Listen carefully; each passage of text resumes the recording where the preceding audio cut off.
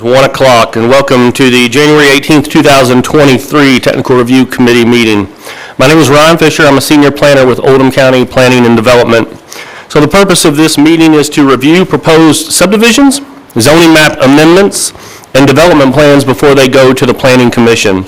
This gives local agencies and utility companies that are up front here the opportunity to review these plans in advance, as well as adjoining property owners the opportunity to ask technical questions of the applicant or the agencies that are presented here today. So we have two items on our docket today. The first one being the Rose Island subdivision on Rose Island Road, and the second one will be the McDonald's at Buckner Crossings. Both of these hearings will run the same way. We will first allow the applicant to come forward and give a brief presentation, allow the agencies that are up front to make their comments, and then we will allow public comment. We just ask that public comment, when you do come forward, state your name and address for the record, and then to ensure that your comments remain technical in nature of either the applicant or the agencies that are represented here today. So with that, we will have the applicant first come forward for Rose Island. My name is John Talbot. I'm sorry, I put the microphone off, so see the button at the base right up there? Here, the switch button? No. It looks like the base of this. the microphone. Got it? Oh, very good. You can always tell I'm getting older when I struggle with these types of things. Thank you very much. My name is John Talbot. My address is 1000 North Hurstbourne Parkway, Louisville, Kentucky, 40223. Thank you very much for your all's time. For your all's committee, I just want to make some preamble, some preliminary comments. This was a case that has already been heard by TRC and went through the Planning Commission for approval. That case was appealed, and the courts made decisions. There was lots of issues raised. The court made multiple decisions on that case, stating that there was substantial evidence and that most of the decisions were approved and appropriate. However, there was one question about the septic tanks and whether or not we needed a waiver or not. The court believed that we needed to send that back for consideration. So the decision stated that the approval was vacated and that it be remanded to the Planning Commission consistent with that decision. Again, that decision just had the one issue, and that was the sewers versus septic tank issue with the waivers. In speaking to the administrator and also to the people at Oldham County Planning and Zoning, they had recommended, since it was a technical issue on the sewers, that we come back for TRC. I think there is a very good argument that we could have gone straight to the Planning Commission, but in an abundance of caution, we decided it was appropriate and followed the advice to come back to TRC for that one issue. And so with that said, I would like the TRC findings, aside from the one issue that we are here for today, to be incorporated with the findings that you all make today and pass on to the Planning Commission. All right, so with that being said, here we are for this property. It's already zoned R2 and CO1 for the property located at Rose Island Road. Again, this is for 94 lots that vary from 1 to 2 acres. The regulations require that if you're in a particular area close enough to sewers, that you are required to be on sewers. How that line of distance is measured, we feel is questionable, but despite all that, again, out of an abundance of caution, we thought the safest and cleanest way was to come back to this committee and the Planning Commission and simply request a waiver from that regulation. The Planning Commission is allowed to give waivers for that with various conditions, and that's what we're here for today. Let's see, and Ryan, how do I move to the next slide? That's on the PDF, so you should just scroll down. There we go. So this is our development plan. You can see all of the 94 lots. Again, they're relatively large, 1 to 2 acres. And you all should be relatively familiar with this because you all have seen this case before. This is the proposed preliminary plan. I'm going to jump ahead very quickly just to see, you all can see the types of homes and properties that we intend to have built on this property. This was our entrance area. And again, that is our development plan. We really are here to get questions, primarily comments from the health department and perhaps also MSD, but I think it's probably primarily with the health department to determine whether or not septic tanks are appropriate for this property with the sand and soil and so forth and with what we have on this property. So with that introduction, I will pause and look forward to your all's comments. Thank you very much. All right, thank you. As far as comments go, I'll start. I don't really have any comments. I did go back and look at the previous TRC comments. Those have all been addressed. The only thing I saw was that a graphic scale is also needed on there. It looked like there was a written scale, but not a graphic, and that's required. And other than that, that's all I have. I'm just going to comment real quickly to be clear that this plan hasn't changed from the original plan that came to the TRC as well as the Planning Commission. So that's essentially why Ryan doesn't have any comments. We didn't have any on the planning side because it's already been reviewed in its previous and this configuration.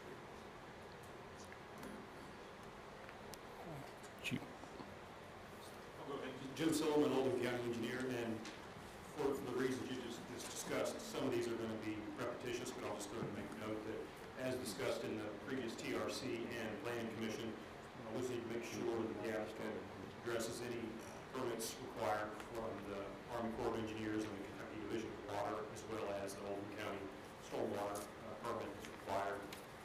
We've discussed the performance and addressing the performance of the detention basins that are located within the 100-year floodplain, identifying the landscape buffer on the plan submittal, the spacing of storm sewer inlets being in accordance with applicable guidelines, and addressing the binding elements that were discussed at the Plan Commission approval previously with regard to traffic and construction. And I have 2 copies of his letter for you when you all want to get it. Chief Smith, do you have anything? Our concern is today is the same as it was last time, traffic on Rolls Island Road, and the safety for those who travel on Rolls Island Road.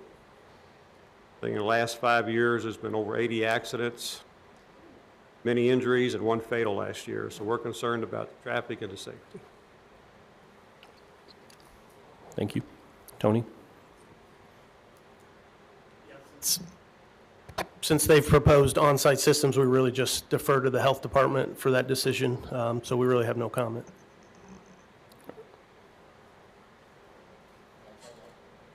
All our GIS and addressing is same as before. You just have to get with me with the street name proposals and just the addressing once it gets approved. Mr. Ward? So yes, being back before the MSD's wanted to push it back over to us here at the health department. I've done my preliminary subdivision site evaluation. Back up just a little bit from that microphone. I think. Usually it's not close enough. You got a big voice, so let's see if that works. So preliminary subdivision was, I'll just be really honest, this is one of the best areas for soil that I've seen in the area. Charlie, just hang on a All second. right, I'm just going to speak like loud grown up, okay? So we've done our preliminary subdivision site evaluation. That was basic in its first primitive stage. We go out, we'll do a site evaluation, not specific to every lot and every parcel in this whole area, but call it random sampling throughout the entire property. Physically walked all 300 acres, had an excavator out there, dug holes 4 feet deep as far as we could to see what we had. I brought a soils map, if anyone cared to look at it. It's wheeling soil that's out there. Heavily silty, very loamy, sandy soil. It's great for drainage. And just to give a brief explanation, when it comes to on-site and soil characteristics, it goes sand, silt, clay, and loam. Loam is a combination of sand, silt, and clay. Sand, of course, is very granular. Clay is very fine.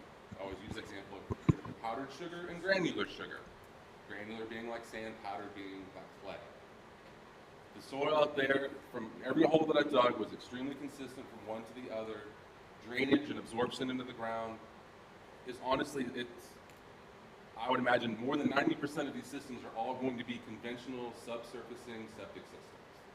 Now, it's not just a tank, because everyone's like, oh, it's just a tank. It's not just a tank. That's the first component of it. That's where sewage goes into and effluent comes out of. Effluent is what's going into the ground where your lateral field will be located. So we did the preliminary, which was just an overall impression.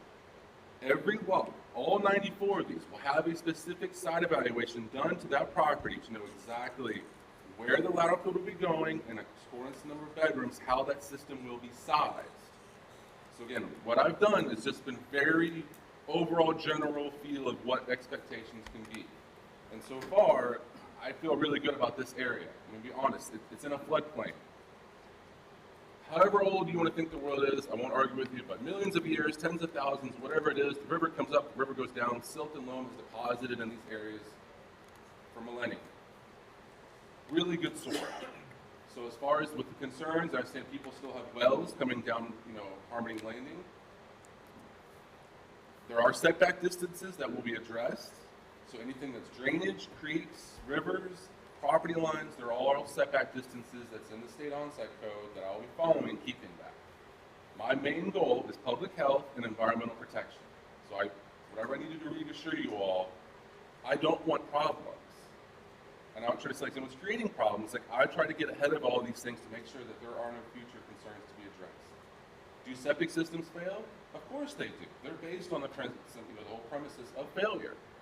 Ground over time develops what they call a biomass. It develops organic material that causes the soil to lose its porosity. So at some point, if water can no longer be absorbed into the ground, it can come up to the ground. Ideally, a lateral field should last you 20 to 30 years. That being said, knowing that the good soil that I had here, this is a group 1, group 2 type soil texture and group. Very good for drainage. My concern with this area was if there was ever any flooding, and then there's the potential of having lateral fields that are being submerged underwater. But look at everybody on Rose Island Road. They're like, what do? Well, their houses are now still to 20 feet in the air, but their lateral field is still under 20 feet of water. The concern being is what is like the environmental impact and contaminants, which I completely understand. I'm trying to protect the public and the environment one from the other. The idea being, if that lateral field fails, there is enough soil on top of it, around it, and beneath it, that the idea being is once effluent passes through at least a foot of soil, there is enough bacteria in that soil that denatures that effluent and turns it essentially back into groundwater. So concerns and everything I've heard presented to me are all valid points, and they're all things that will be addressed if and when specific site evaluations are done for each property. Because the big thing is, well, there's a health department, it's a county ordinance that says you have to have a minimum of 1 acre for any property serviced by on-site sewage. So they got an acre. And the next thing is knowing, well, on that acre, what space do we have to utilize and what kind of soil is going into? The space, I don't know because no one's presented a building project yet. We're not that far along. So I don't know. But that time and day will come when I do the site evaluation specific to that property and know exactly where and what is going to be required. And in addition to having 100% of a primary septic system, everyone is required to have 100% of repair. Because again, I mentioned that all septic systems are based on the premises of failure. So you have your conventional septic system for your house. 20, 30 years down the road, that system starts failing for some reason.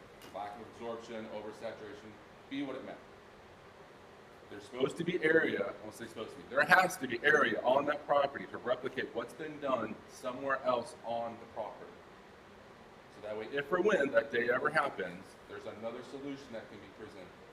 Having 2 lateral fields is your best, worst case type of scenario. Idea being, this lateral field is now done. I put in a new lateral field. I'm entirely using this. This one is not doing anything but recovering. The minute you quit putting water into a lateral field, it will slowly dry out, the biomass will break down. There's no bacteria to be fed with that wastewater. So you have your new lateral field working, and if or when this one has a problem, you go back to the one you had in the first place. But this is now another 20 years down the road. So I feel very comfortable knowing where it's located, the soil that it has, that on-site sewage is a very good and applicable option for these properties. But just know that what I've done so far, again, very broad spectrum. I just randomly dug a hole, walked 50 yards, dug a hole, walked 50 yards. Just watch, rinse, and repeat for 300 acres. But when I come back out there, every one of those lots, I will set foot on, and I will know exactly where that septic system is going. And there will be a drawing documenting where it is, what it's comprised of, and we'll have a final inspection done by me. Think of me just like plumbing inspector. You submit your plumbing plans, the plumbing inspector comes out to make sure what you've submitted has accurately been done. I do the same thing. I'm out there first, and I'm almost always out there last, because your lateral field is one of the very last things to be installed. So I know from the beginning what's going to happen, and at the end, I make sure what we said to be done will be followed through and accomplished. I'm talking too much. Thank you. Charlie, I'm going to just, two things. Yes. Both the initial septic system and the repair area is for each lot, Yes, each individual lot. individual lot. Right, theoretically has enough room for 2 septic systems. Yeah. Number two is, we do not issue a building permit for the houses until you've gone and done that investigation. Right. So process would go is, let's say these are all been plotted and corners are marked on properties. I'll be contacted, I go out, I do my site evaluation, determine where the system is going to be installed, mark off an area so that way whenever there's building construction, no one inadvertently damages or destroys a lateral field area. Once the system is, before they can install it, they have to have a permit from the health department. When I issue them the permit, I provide the builder, the homeowner, the installer, a building release letter to come to planning and zoning to obtain their building permit. The big joke is everybody comes to planning and zoning and they don't see me first and they say, where's your letter from Charlie? So that way we know we're kind of keeping the checks and balances on the project here. So that way it's not like all of a sudden someone's built a house and it's, well, where's your septic system? We know that from day one. So when I say I'm first and last, I'm usually the first county person on the property to know where something has to go, and I'm usually last in inspections because your septic system normally isn't installed until the plumbing is roughed out of your house, and by that point you're framing under a roof, drywall, and all of that. So there's a system of checks and balances that keeps an eye on this process from site evaluation, permit, to final inspection.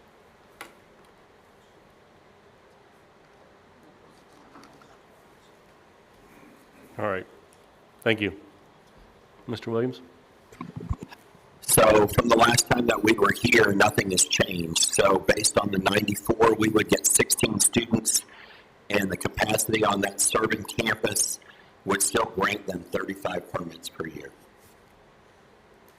All right. Thank you. And Chief Brown? Yeah, anyway, it's, our concerns are the same as we stated last time, along like similar to what Chief Smith said. We're always concerned about traffic on Rose Island Road, and as far as the development goes and how that applies, it's large graded entrances at the intersections of both sides there, like we stated last time, hydrant placement, and then adequate turnaround space in the bold cul-de-sacs, which has all been accommodated for by the developer. All right. Thank you. So with that being said, does anybody else have anything else they need to add? All right. So at this time, we'll open this up for public comment. So if anyone in the audience would like to come forward and ask questions that are technical in nature of either the applicant or any agencies represented here today, just ask you to raise your hand and come forward and state your name and address for the record. Would anyone care to speak? Yes.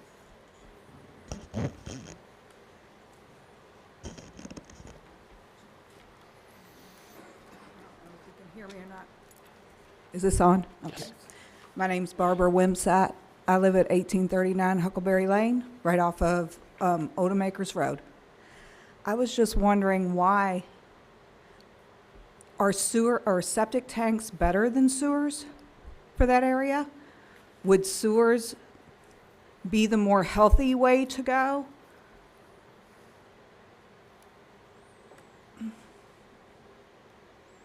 Okay, so I'm going to not say dance around your question, but I'm going to dance around it, okay? Just because I'm not MSD, and I can't comment as to what the feasibility and application of their, I don't feel like it'd be inappropriate for me to say, well, this is how great sanitary sewers are. I'll just say that with on-site sewage and what's down there, and with that area and what's available, being that if sewers aren't available, this is your alternative. I don't say this is your only other alternative, but this is a good long-term option here. Well, 25 to 30 years before having to replace parts, I mean, as opposed to sewers. Since you're kind of a guest speaker, move down over there, that microphone works. Is that- Yeah. That way everybody can hear.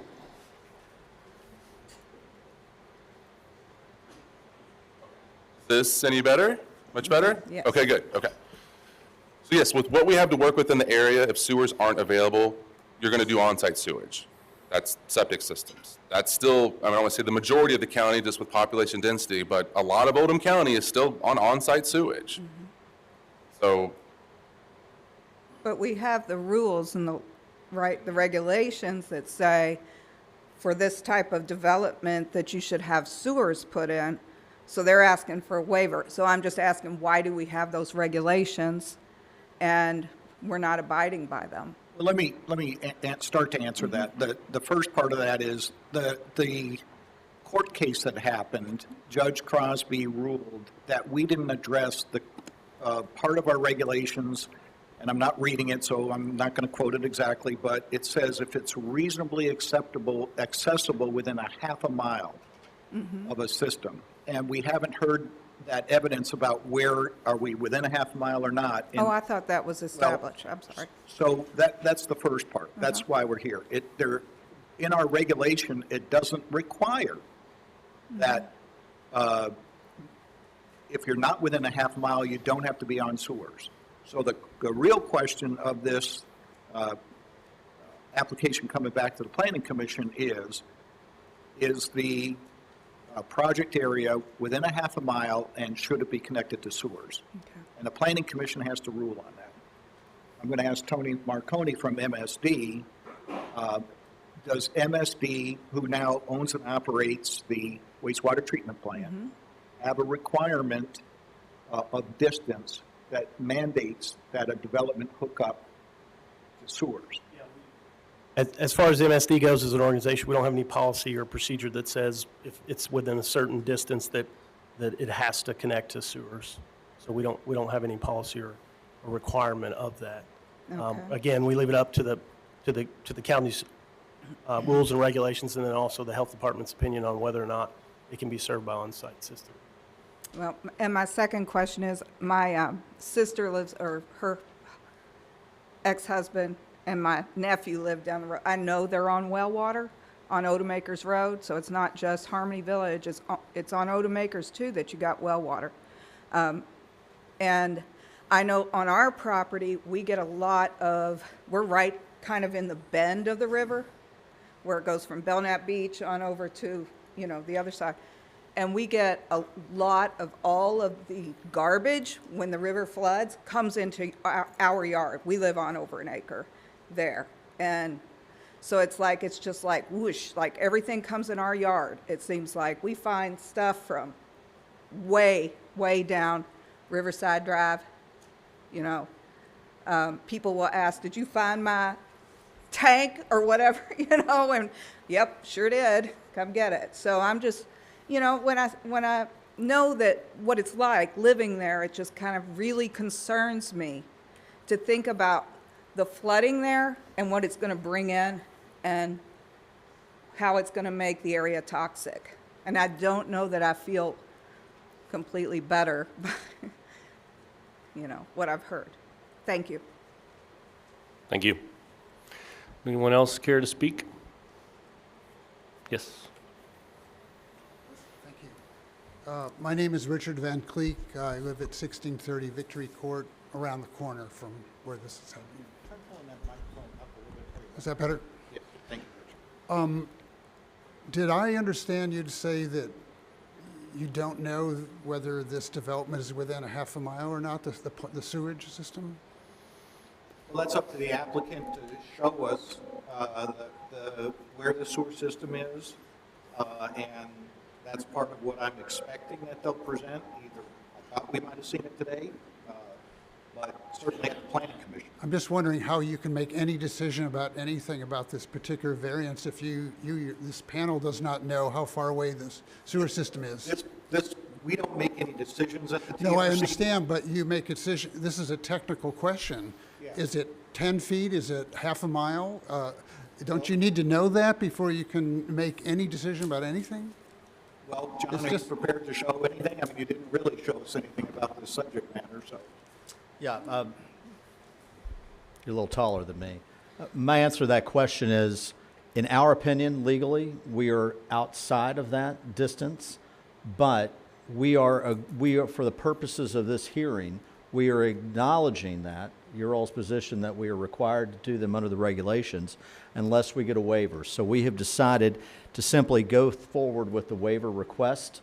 And so whether or not we are inside or outside is really irrelevant. We're basically capitulating on that and saying that we're going to go forward with our request for a waiver of that regulation. On the grounds of extreme hardship, is that the words you used? Well, there's more to it than that, but yeah, that's part of it, yes. Okay. And that'll be, What that, are the hold on, extreme and hardships? that will be, well, those are all matters for the Planning Commission. Those are not appropriate issues for technical review. Well, these aren't technical issues. I agree with Mr. Banky. Well, extreme hardship is not a question for technical review. I know, but he's asking, are you within a half a mile? And John, quite honestly, I expected to see a graphic that showed where the property is and where the sewer system is. Well, I mean, we'll just state that we are within it because we're not debating that point. We're requesting the waiver from that condition. Now, in terms of, this is the more full answer to that question. As the crow flies, you are within a half mile. Now, the regulation is not very clear how that distance is measured. And in our opinion, my legal opinion, that you do not measure it as the crow flies. You measure it as the most likely route that you would have to take to connect. And there's more than one distance for that. And so, in my legal opinion, we are not within the half mile, but as the crow flies, we are. It's a gray area, and there's no language in the regulation that identifies how you determine that distance. And so we've just capitulated to remove that issue from consideration and to simplify the process. We've requested a waiver from that. Does that answer your question? It does. It raises another question, and that is it proper for one party that has specific concerns to be making that determination? You need to speak in the microphone. I mean, that's kind of like letting the fox make determinations on the rules of the hen house. I didn't miss your question, and you weren't at this microphone, so can you repeat it, please?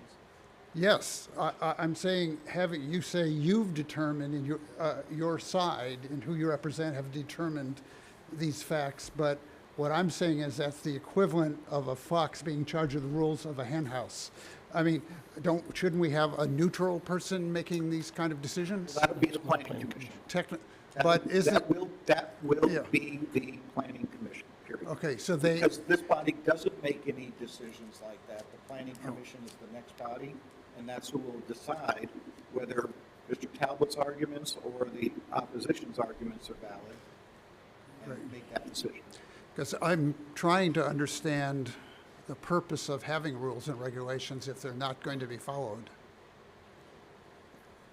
Well, the opportunity to apply for and either be approved or denied a waiver is part of the rules.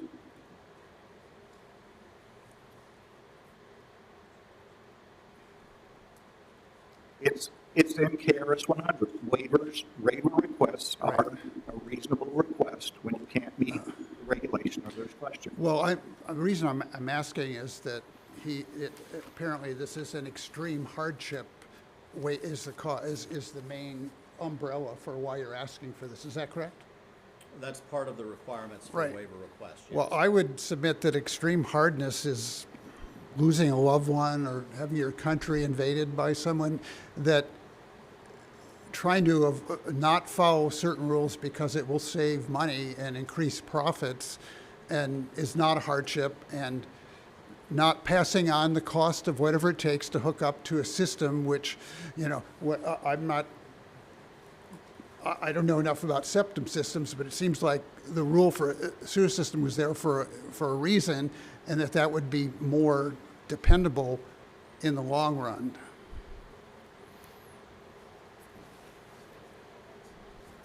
Again, Judge Crosby in the court case remanded it back to the planning commission.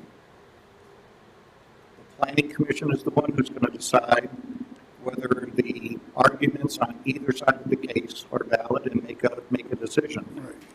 I'll read from Judge Crosby's court case.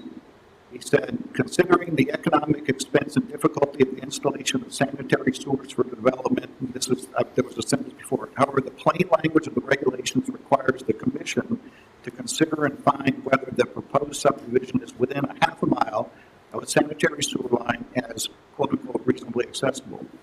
Again, the commission, not the TRC. Okay. But so you're making no decision technically today? The TRC never has made any decisions. Each agency makes comments, and then those comments are either revised in the plan or carried forward to the planning commission. So there's no vote by the technical committee? This is just advisory? That's correct, yes. Okay. Yeah. And one last So point. your argument is good at the planning commission level, not here. Okay, You asked me a question. Can I have an opportunity to answer? Sure, then I have one more thing. Yeah, that's fine. This gentleman, he asked a question about whether or not it's the fox in charge of the hen house. That analogy, in all due respect, is totally off base. If we were debating the half mile and saying that we were further than a half mile, perhaps that analogy would have some credence. But we are conceding your point. So we're basically accepting your all's position that we're within a half mile, and therefore the regulations say we have to have sewers, and therefore we have to come forward with a waiver request. And as you rightly pointed out, that is also part of the regulations. Waivers are a part of it, and it specifically states that strict adherence can be waived, and that's exactly what we're doing and what we're going through the process to have done. The only other point I was going to make was, and it's confusing for all of us, is that there was no extreme hardship when they submitted this. They knew what the rules were, presented the project. There was no, and all of a sudden when a judge points out, hey, you didn't follow the rules, there's an extreme hardship now. Seems a little disingenuous. Thank you. Yes. Good afternoon. My name is Hank Grady, and I'm the attorney for the Rose Island Association, and I handled the appeal from the Planning Commission to the Oldham Circuit Court. Our position is, it is today, and it will be before the Planning Commission, that this developer is not entitled to a variance or a waiver under any appropriate law. That the development of this property must be connected to the MSD facility that is proximate to this. And otherwise, the property cannot and should not be developed for residential purposes. I will say that today, at a technical review committee meeting, the applicant has provided no technical support for a waiver. And we believe he is unable to provide technical support for a waiver. And we believe that the claim of hardship, if that's what he's going to try to use, is equally inapplicable. So we will be opposing the attempt to get around these regulations of this community that require development of this property be connected to a sanitary sewer system operated by MSD. Thank you. Do you have, can you state your address for the record, please? Again, my name is Hank Grady, Graddy. My office is in Versailles, Kentucky, 137 North Main Street, Versailles, Kentucky. I reside in Midway, Kentucky. Thank you. You're welcome.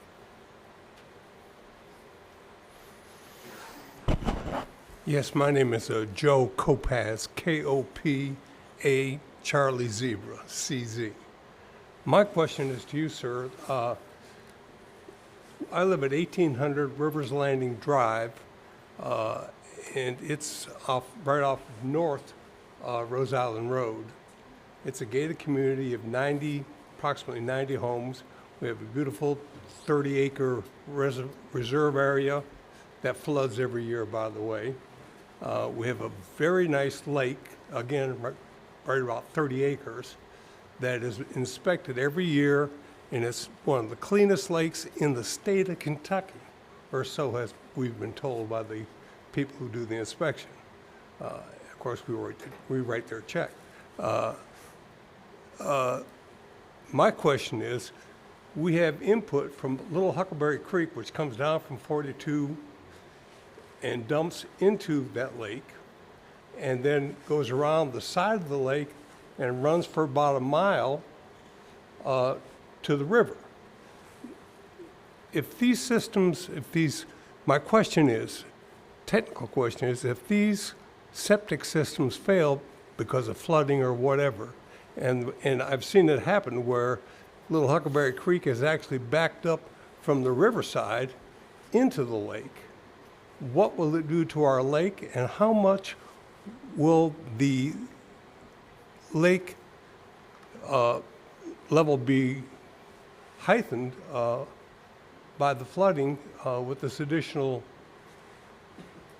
work that's being done, the housing that's going in there?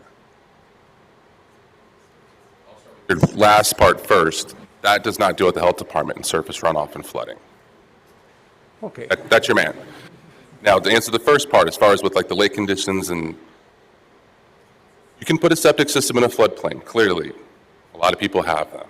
The idea with living in a floodplain is that the rate at which the water rises, theoretically, you know, your river's going to flood over so many hours and so many days, and then it's going to take ideally the same time once it stopped raining to flood back and go on. It's not specifically addressed in the on-site code reg. The only thing that is setback distances from creek, stream, open bodies, or blue line streams themselves. So there's a setback distance that you're going to have from that, from your edge of your lateral field to that blue line or intermediate blue line creek or stream. Ideally, if your septic system is now 5 feet underwater, whoever's in the house is no longer contributing. So let's say there's no new raw sewage being contained. And again, sewage stays in your tank. Effluent that comes out of your tank, still nutrient-rich, bacteria-laden water, that's what's going into your lateral field. That's what's in the ground in the lateral field, and let's say now it's getting flooded. The age-old saying is, you know, the key to pollution is dilution, but now you're diluting it into what's surface water that's going to run and deposit somewhere else. That effluent and the strength of the effluent that's in the ground it's very low. It's not nearly what sewage is. Again, this is the separation of solids, of everything that goes down your drain stays in your tank and just a liquid effluent comes out of it. So effluent's what's carrying into that lateral field. Well, the lateral field is basically a filter, is what you're saying. Oh yes, that's the thing. Okay, back to science. If you pick up a handful of soil, there's 1 million bacteria colonies in that one little handful. So the soil itself is breaking down those nutrients and that effluent, turning it back into this clean groundwater. MSD uses a process, flocculation, coagulation, sedimentation. They're mechanically and chemically filtering out your water. My soil does that for me. But they go back into the nearest creek or stream or other body of water. We just go back into the ground and become part of the groundwater in whatever aquifer system. I understand. Your concern is very valid. That if there's a large flooding event, that there will be a septic system underwater? Yes, there will be. When or if those flooding things happen, they happen, but there's nothing in the code book that addresses floodplains. Charlie, I thought that based on the previous hearing of the case, that the septic systems were going to be out of the floodplain. That every lot, there isn't any houses being built in the floodplain, that some of the lots may go into the floodplain, but that the septic systems are going to either be in front of the house or in a place that's not in floodplain. Yes, and if I can get to those specific lots that have those concerns, that would be my goal, is to keep it out of the floodplain. That would be your goal. It wouldn't be the law. Correct. But again, I've been doing this for 10 years. I've been an Oldham County resident for over 15. I feel like I have a fiduciary responsibility. I'm a public servant. I might not be working for you today or on this project, but I'm still working for you, sir. Oh, I know, and I appreciate your work. Yes. That's not the, So that's not the point. if I can keep them out of the floodplains, by all means, I want to keep them out of the floodplains. I don't want to create any problems for anyone, environment, people, public, all of it. That's why you got to go a little further down the road and find out where the lots are, where the property lines are, where the house is going to sit, where the driveway, the utilities, where everything else is going to be, so then I can try and put my puzzle piece onto the board. But I'm very strategic in where I want to put my piece to make sure that it's not going to be in any kind of. Well, in fact, what I'm doing here is building backup data that if in case that does happen to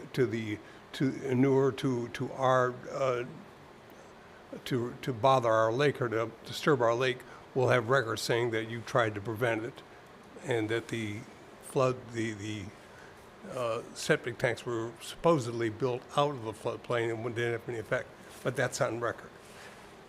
Your portion. With regard to the effect on Rivers Landing from the detention basins, we've had discussions with the applicant's engineer, and that was at previous TRC, at previous Plan Commission, during other discussions. And because it's somewhat unique in the sense that some of the basins, or all the basins, would be located within the floodplain, and therefore we need to have them provide, with their construction plans, the analysis that shows how those are performing. And we recognize that we have to look at it with regard to timing of the flooding events and when the river actually rises versus when the basin is active and addressing or receiving the water from the subdivision itself. So those could happen at different times. And that's what we'll analyze or review the analysis during construction plan review. Okay, thank you. Thank you. Is there anyone else? Oh, sorry. I'll get you next. Hello. Hello. My name's Josh Stevens. I live at 1616 Riverside Drive. I'm president of the homeowner association down there. And one of the concerns that I hear most from folks is Rose Island Road. I bet there's more than one person in here who's lost a mirror on Rose Island Road. I was talking to a Prospect police officer last summer. Yep. There was 1 month where there was 18 calls to Rose Island Road for accidents. And if this is approved over the next 5 years, there's going to be even larger vehicles going down the road where we have uneven road with dips and sways to it, telephone poles and trees right on the side of the road. You know, it's a dangerous road. That's one concern. The next is I have 3 kids that play in Huckleberry Creek that comes down behind my house, and with 94 septic systems, what is that going to do to this creek? If any of y'all have ever taken a canoe or ride up Beargrass Creek, where it dumps into the Ohio, it looks like toilet paper is stuck on everything, just waving in the water as it flows out to the river. Is that what's going to happen to this creek?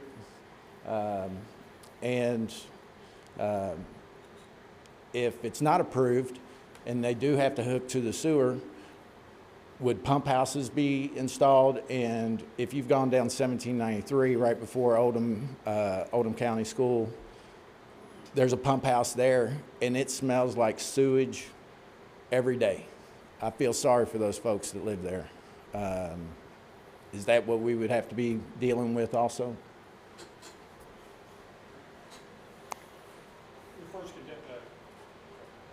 Your first question was about, or concern was about road safety. And that's something that, as this is being sent back to the Plan Commission, really is not part of the review. However, we acknowledge that there are concerns. There were some accommodations or some considerations with the original plan that was approved to address some items along Rose Island Road, some tree removals and some drainage improvements. But as we move forward, we've been speaking with members of the Rose Island Road Alliance, I believe is the name of the group, and they've presented a great deal of important data and useful data to us that will continue to coordinate with them for needed safety improvements. Of course, also keeping in mind that that section of Rose Island Road is a state route. It's not a county route, not maintained by the county, but we will coordinate and do what we can to work with the state and the Rose Island Association and others to address those concerns. And Jim, I just want to add, with or without this application, the intent is that after seeing this data, that we are going to work with the Transportation Cabinet, Judge Executive, on trying to come up with some safety improvements, whatever they might be, regardless of this application.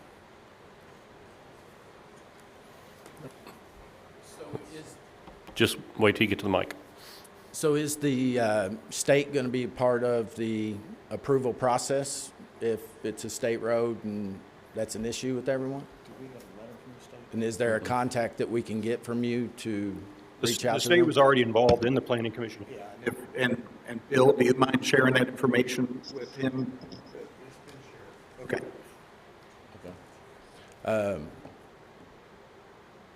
That's all I got. Yes. Do you want to address the issue of toilet paper in the trees? Along Beargrass Creek? Yeah, Beargrass Creek is an urban watershed, and it actually has several what we call combined sewer overflows. So in Jefferson County, primarily within the Waterston Expressway, we have combined sewers. Those are no longer legally, you can't build those anymore according to the EPA regulations, the Clean Water Act. But there are discharge points along Beargrass Creek where when we get enough rain, they discharge directly into Beargrass Creek. So I don't know exactly what area you're talking about, but it is possible to happen along Beargrass Creek. But in Oldham County, we maintain no combined sewers in Oldham County. And the Ohio River wastewater treatment plant does not put toilet paper into the river. Absolutely not.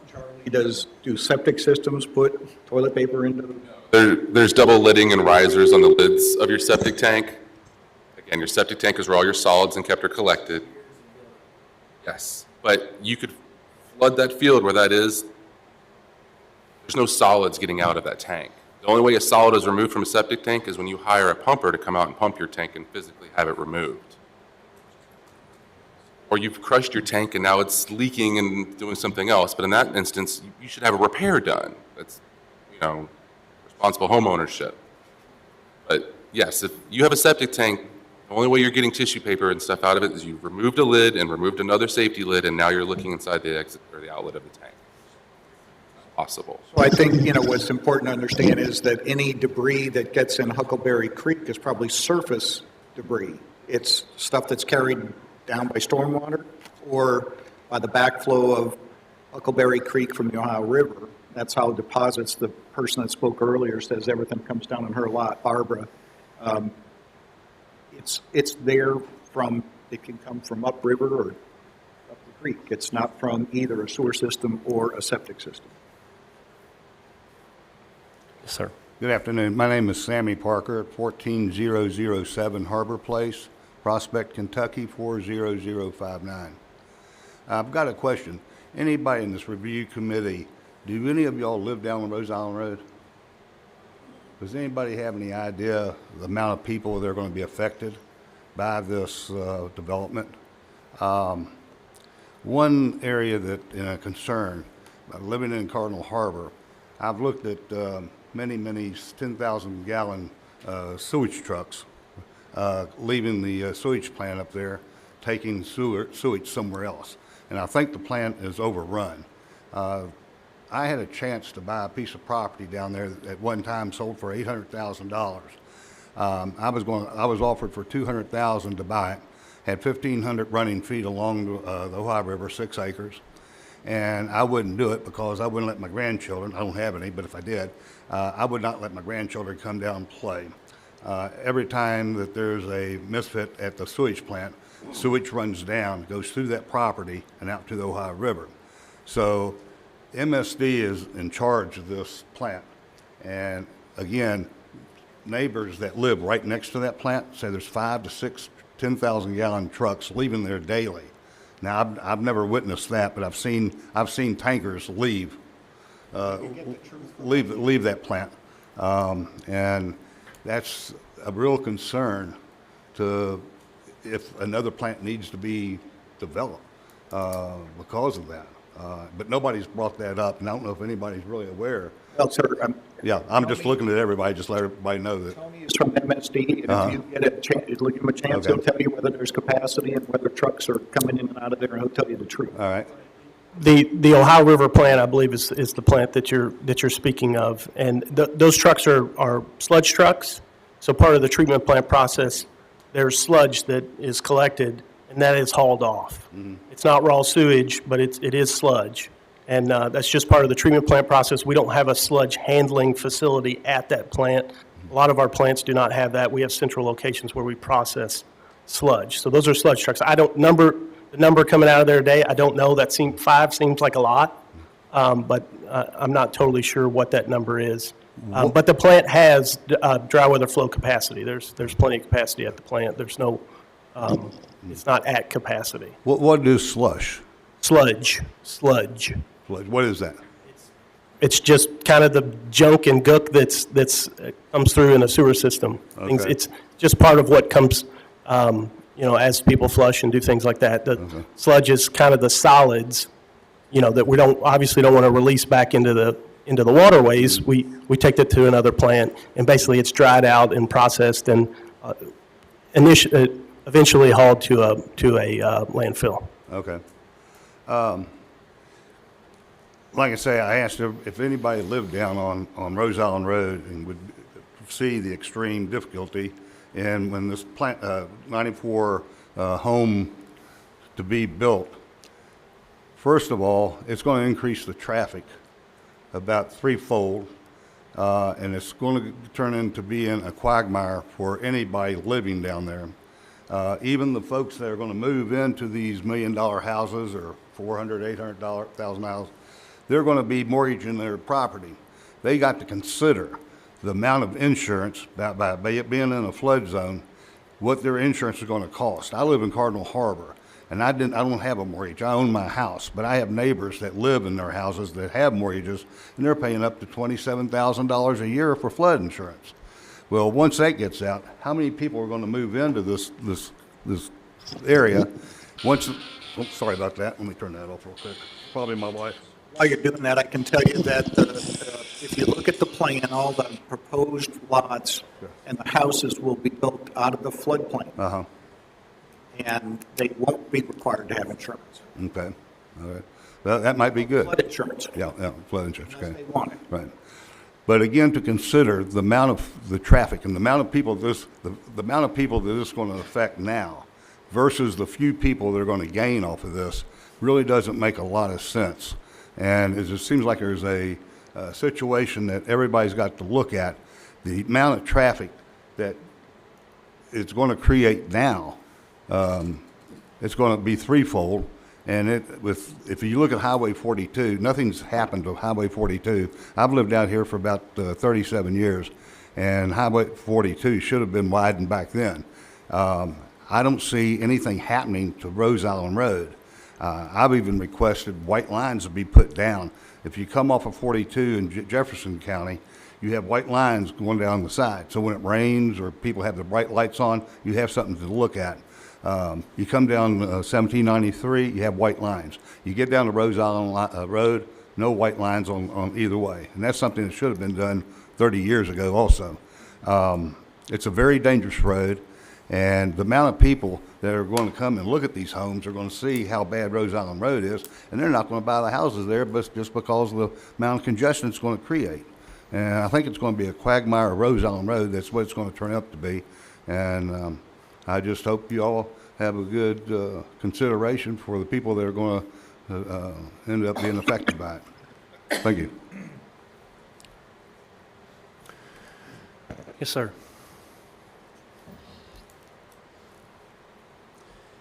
Good day. My name is Rob Prince, and I live at 14400 Oldham Acres Road.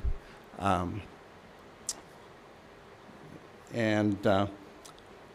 that all you needed for identifier? Yes. Okay, very good. I just have a couple of questions. One is in regards to the regulation or ordinance that they're asking for a waiver for. My question is, what is the original intent of this ordinance? And is there a previously set precedence for a waiver for a development of this size?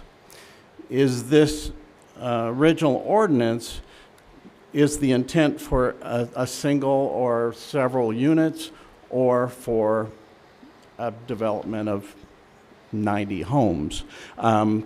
I can see that there would be a good reason for an individual person building a property in Oldham County, and that the distance would be prohibitive to build a single-family dwelling. But when you're supporting that with 94 properties, it seems like there is more impetus to put the onus on the developer.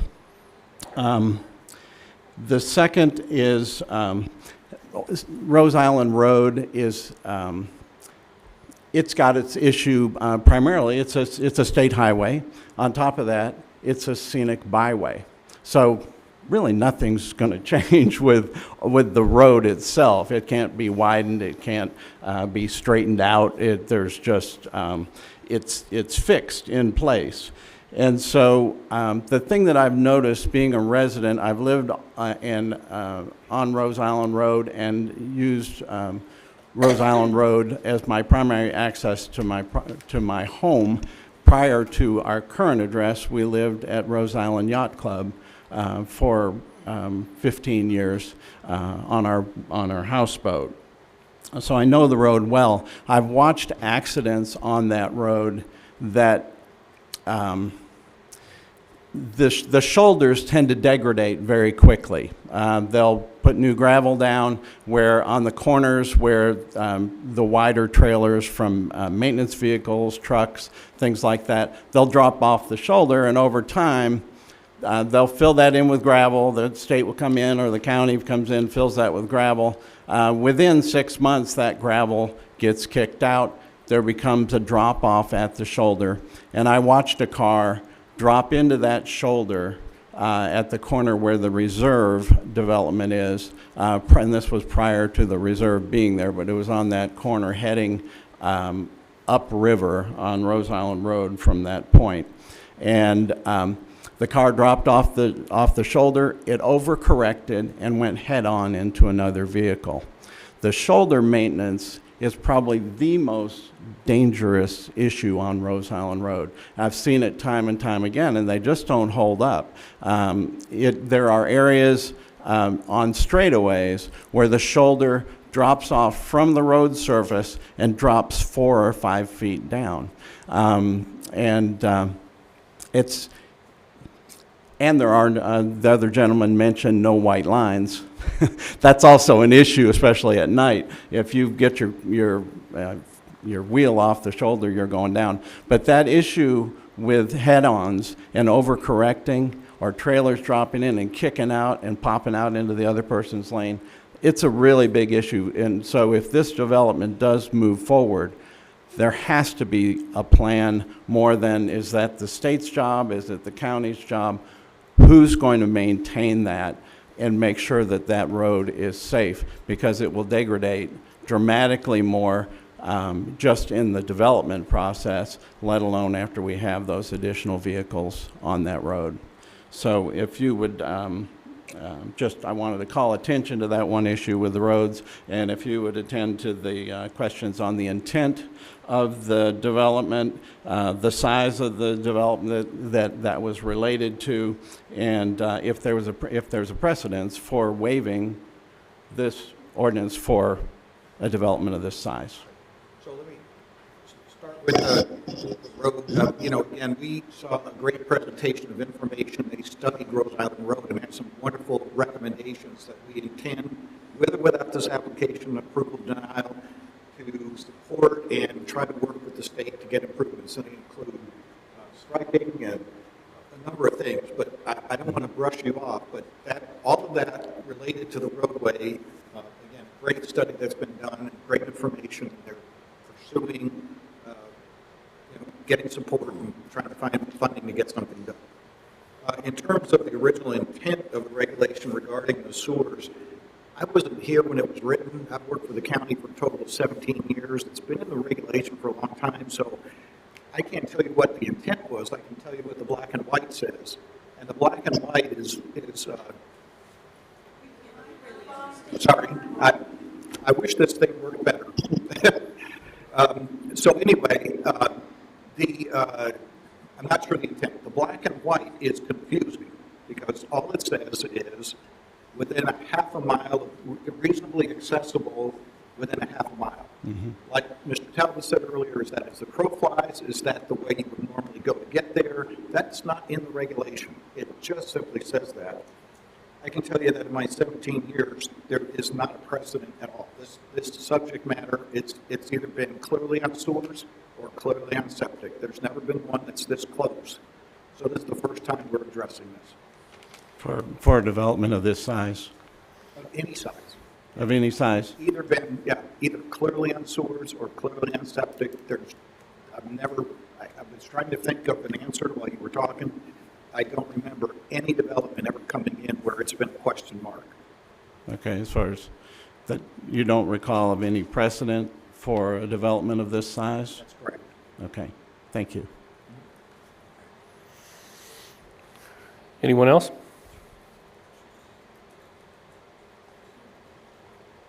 All right, seeing no more.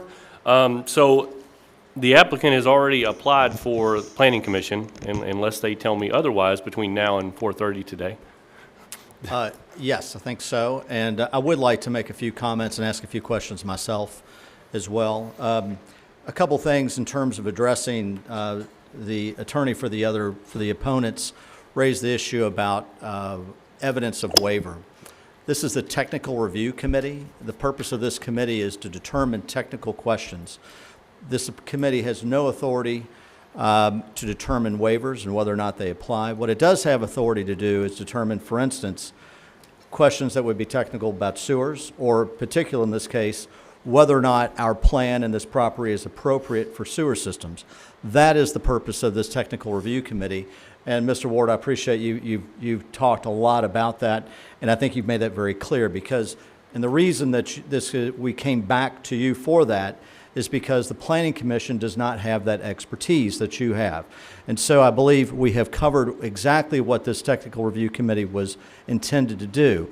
Now, in just response to the criticism that we didn't bring evidence about a waiver, undue hardship, certainly that is the legal question that will apply at the Planning Commission about.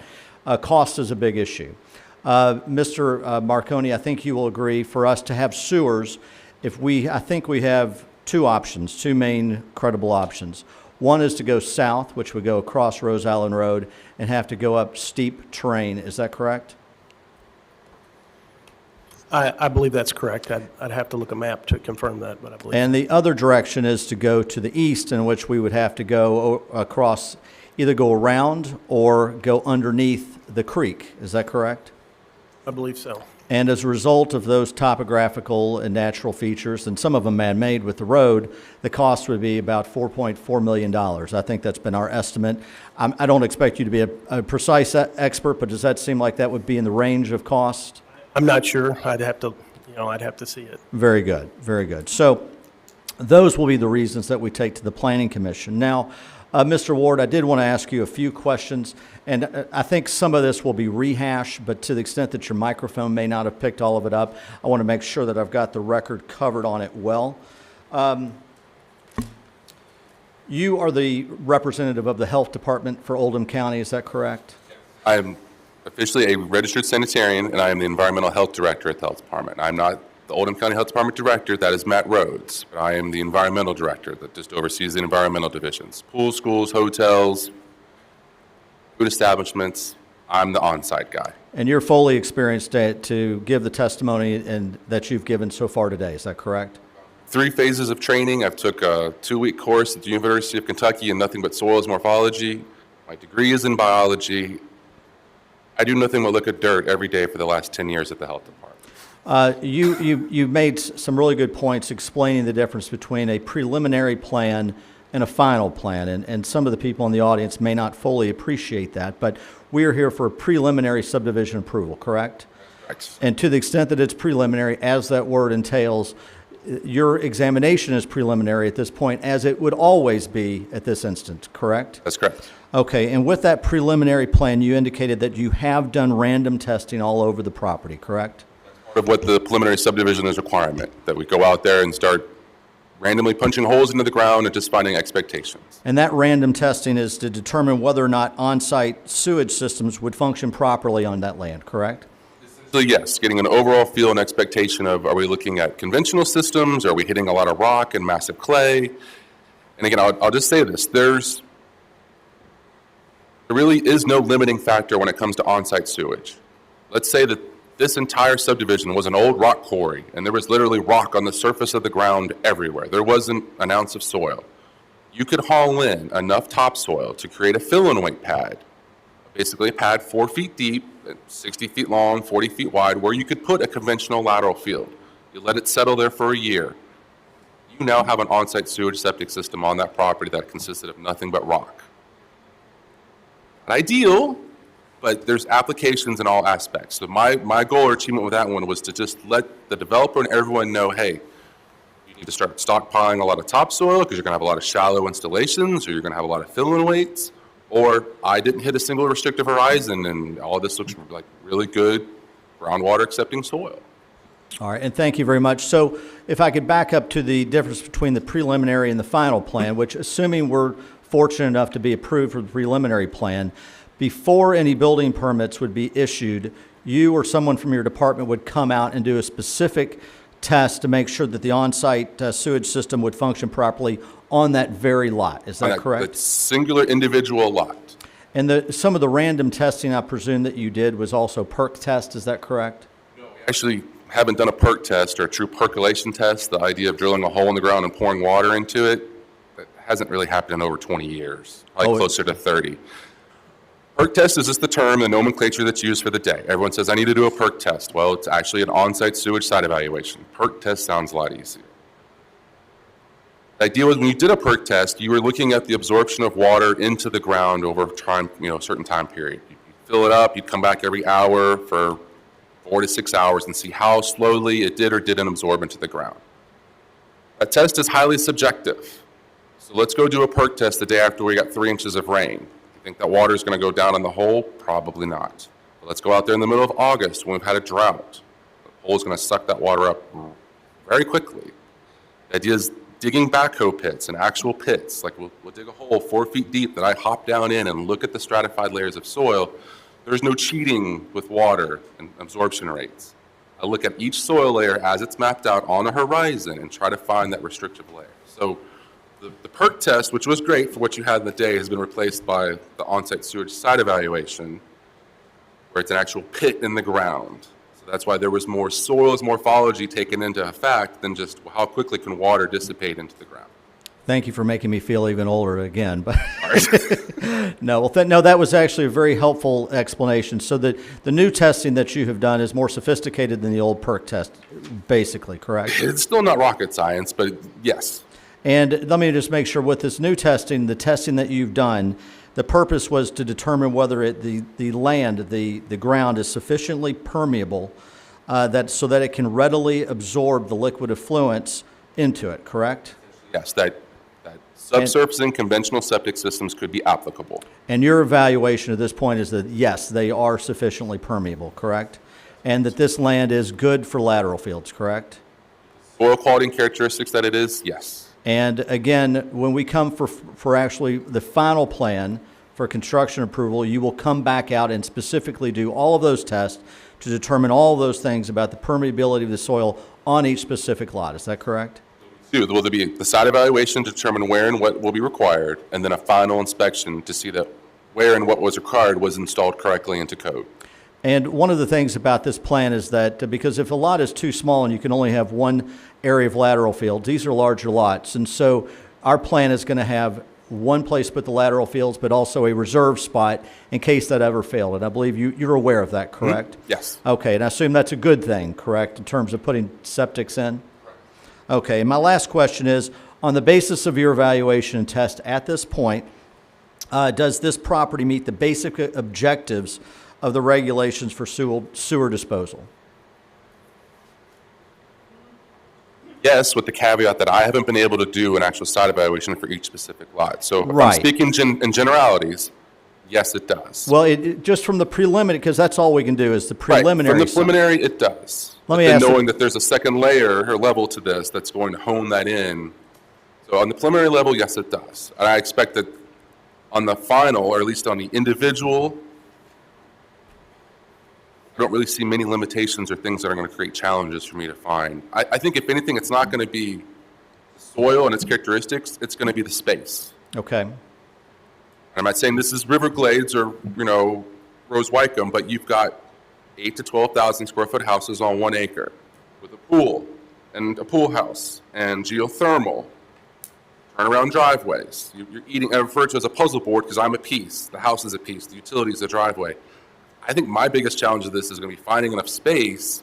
But again, I'm speculating on what a homeowner is going to want for that property. But the day that I'm there, I have to relate to them, like, look, this is your land, but this is now my space. This is Right. for your lateral field.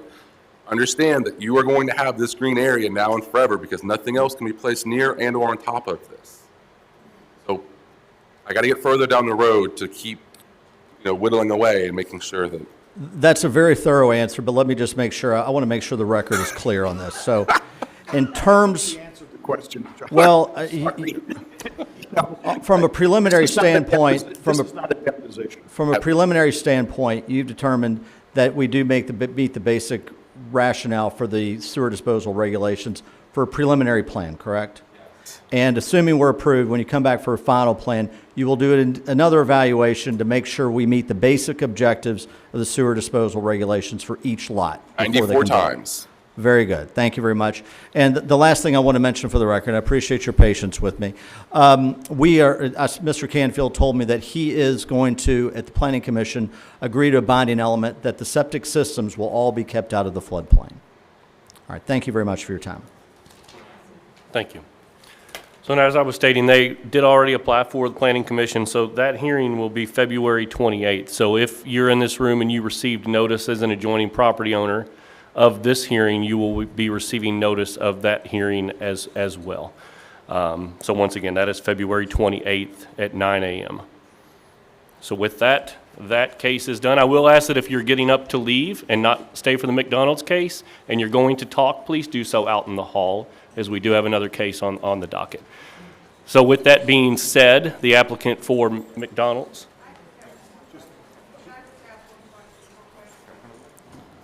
Yeah.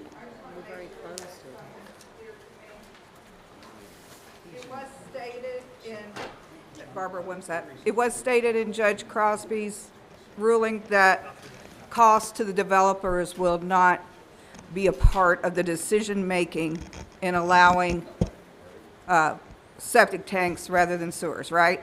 That was in the ruling I read. That was, yes. Yes, so cost, because the lawyer brought up, it would cost them 4-point-something million to do sewer system, but the ruling said that that is not going to be taken into consideration. Economic hardship is not the answer.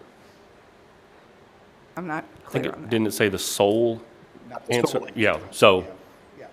it'll be up to them to bring everything to the table at the Planning Commission hearing. Okay, And then they will decide.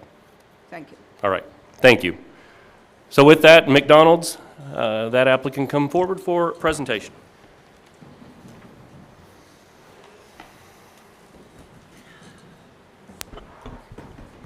Oh, John, Good afternoon.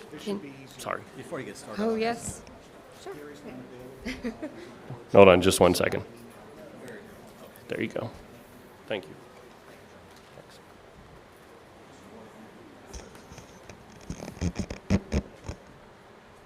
Do you have the plan on here? I do not. Or? Okay, And I didn't know. I didn't yeah. know if we need to pull it up.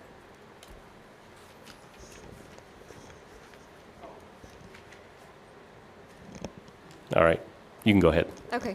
Can you hear me all right? Yes. Okay. So I'm Julie Ratcliffe with GRW Engineers. We're located at 801 Corporate Drive in Lexington, Kentucky. And I'm also here with a McDonald's representative in case there's other questions. But we're proposing to place a new McDonald's on the outlot of the new Kroger development. And we're building is 4,589 square feet. We have 43 parking spaces.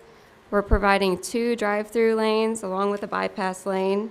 We're providing 2 full accesses within the development and also a right-in only off of the access road that comes from Commerce Parkway. We're providing utilities. Most of them are being provided through the Kroger development. So we're just tying utilities into what the developer is providing to us. They have given us a 5-foot retaining wall on the west and the south sides of the property line.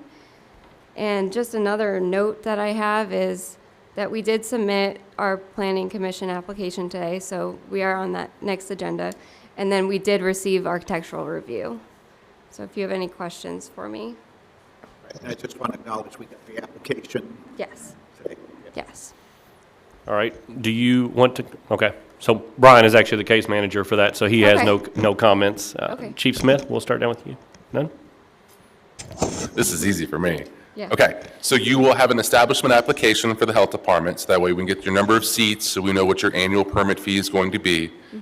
Ideally, once you all get to, just before operating phase, we like to do a walkthrough, just kind of a, soft opening or something, just so that way we can Okay. see your McDonald's. We've seen your processes many a times before.